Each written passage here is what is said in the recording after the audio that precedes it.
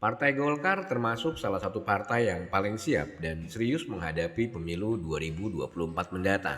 Kesiapan Partai Golkar ini dibuktikan dengan perumusan koalisi yang paling awal bersama P3 dan PAN yang dinamai Koalisi Indonesia Bersatu atau KIB. Tidak hanya itu, Partai Golkar merupakan partai paling pertama yang menyebut nama calon presiden, yakni Airlangga Hartarto. Setidaknya sejak Munas 2019, Airlangga Hartarto telah ditetapkan oleh pemilik suara di Munas sebagai calon presiden dari Partai Golkar. Airlangga Hartarto dirasa sebagai figur paling tepat menjadi sosok capres dari Partai Golkar. Menghitung posisinya sebagai Ketua Umum DPP Partai Golkar dan Menteri Kabinet Jokowi. Elektabilitas Erlangga pun mulai terkerek naik. Perlahan tapi pasti namanya dikenal publik secara perlahan. Airlangga Hartarto kini termasuk capres paling diperhitungkan. Lalu apa yang terjadi jika Airlangga Hartarto benar-benar menduduki kursi presiden? Akankah Indonesia menjadi lebih maju dari hari ini atau yang terjadi justru sebaliknya? Pertama dari sektor ekonomi. Ekonomi diyakini akan bangkit dan berjalan secara progresif kala Airlangga menjadi presiden. Pasar akan memandang optimis terhadap proyeksi seorang Airlangga Hartarto saat memegang tampuk kepemimpinan sebagai seorang kepala negara. Anggapan pasar tentu selaras dengan kinerja ekonomi Indonesia hari ini, di mana buah tangannya sangat lekat menghindarkan Indonesia dari jurang resesi. Saat menjadi Menko Perekonomian, Airlangga Hartarto terbilang tangkas dan cekatan dalam mengontrol semua resiko ekonomi. Kedua, dunia politik akan stabil. Stabilitas politik menjadi salah satu acuan sebuah negara akan mampu menjalankan pemerintahannya secara optimal atau tidak.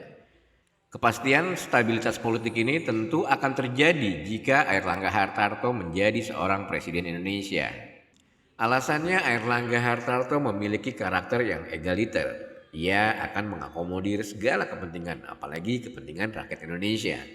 Airlangga juga tidak memiliki musuh politik. Komunikasinya dengan lawan dan kawan akan menjadi cair dan mudah diterima oleh berbagai kalangan. Yang ketiga adalah tidak adanya pembelahan sosial.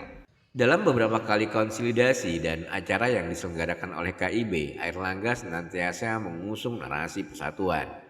Airlangga Hartarto konsisten dengan ucapannya, setidaknya itu diperlihatkan dalam narasi-narasi yang dibawa Partai Golkar. Hampir tidak pernah Partai Golkar membawa narasi SARA. Golkar berkomitmen mencerdaskan kehidupan bangsa dengan narasi-narasi persatuan. Selain itu, sebagai figur capres alternatif dan memiliki ideologi jalan tengah, Airlangga Hartarto diyakini mampu meretas pembelahan sosial yang terjadi di masyarakat. Hal paling menarik jika Airlangga Hartarto menjadi presiden adalah munculnya nama-nama kader Partai Golkar dalam Pilkada 2024 sebagai calon kepala daerah yang diunggulkan. Ada nama Deddy Mulyadi yang kemungkinan besar akan berbicara banyak di Pilkada Jabar, Zaki Iskandar di DKI Jakarta, dan Airin Rahmidiani serta Andika Hazrumi untuk Banten. Apa kaitannya dengan Airlangga Hartarto? Para calon pemimpin yang tadi disebutkan akan semakin mudah duduk di kursi kepala daerah jika Airlangga terpilih sebagai presiden. Keterpilihan Airlangga diyakini akan mendongkrak suara Partai Golkar di daerah, termasuk di DKI Jakarta, Jabar, dan Banten.